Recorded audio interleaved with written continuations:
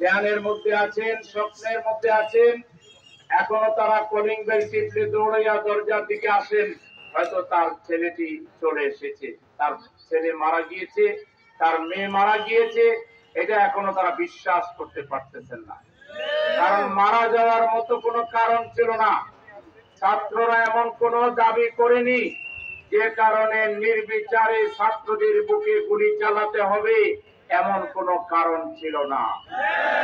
ছাত্ররা বলেছে we want justice. তারা জাস্টিস চেয়েছে, তারা মেধার ভিত্তিতে চাকরি চেয়েছে, এটা কোনো অন্যায় করেনি, অন্যায্য কথা তারা বলেনি। কিন্তু ফ্যাসিস্ট হাসিনা তার ক্ষমতাকে পাকাপোক্ত করার জন্য এমন ভাবে নির্বিচারে গুলি চালানোর নির্দেশ দিয়েছে। আপনারা সোশ্যাল মিডিয়ায় যেসব ভিডিও ভাইরাল হয়েছে দেখবেন যে নির্বিচারে গুলি চালানো হচ্ছে, রাস্তায় মানুষের লাশ পড়ে আছে, রক্তাক্ত দেহে পড়ে আছে।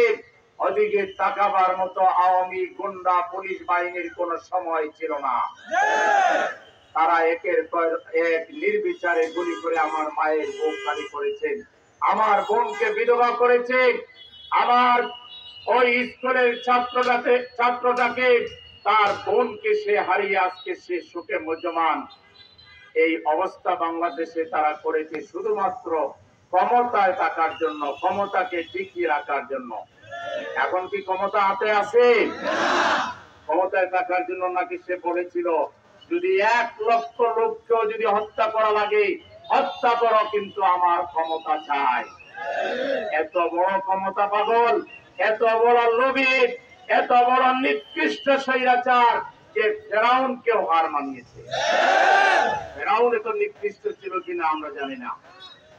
এই স্বৈরাচার চলে গিয়েছে আলহামদুলিল্লাহ, কিন্তু স্বৈরাচারের প্রেতাত্মারা এখনো আছে, তার সেটআপ এখনো আছে, তার ষড়যন্ত্র এখনো বহাল আছে।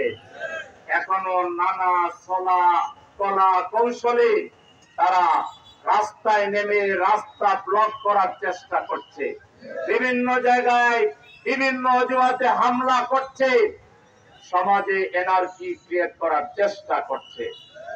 আমরা 17.5 বছর আন্দোলন করলাম, একদিন সচিবালয়ের সামনে যাইনি। আমরা সচিবালয়কে ফ্রি রেখেছি, তারা কাজ করুক, যতদূর পারে কাজ করুক। ওরা আনসারের নামে 3 দিন গেল না, 4 দিনের মাথায় সচিবালয় ঘেরাও করে রাত 9:30 পর্যন্ত সচিবালয় থেকে কোনো গাড়ি বের করতে দিবে না। ঢাকা বিশ্ববিদ্যালয়ের ছাত্ররা তাদেরকে অনুরোধ করলো যে আমরা আপনাদের দাবির সাথে একমত, আসুন আলোচনা করি, রাস্তা ছেড়ে দেন। না, ছাড়বো না। ঢাকা বিশ্ববিদ্যালয়ের ছাত্র হাসনাত আব্দুল্লাহ বা আব্দুল একজনের মাথায় গুলি করলো এবং তাকে সিরিয়াস পয়েন্টেড করলো, আহত করলো। এরপর ঢাকা বিশ্ববিদ্যালয়ের ছাত্ররা যখন বেরিয়ে আসলো এর প্রতিবাদে, তখন আবার ন্যাংটা হয়ে পালায়া চলে গেল।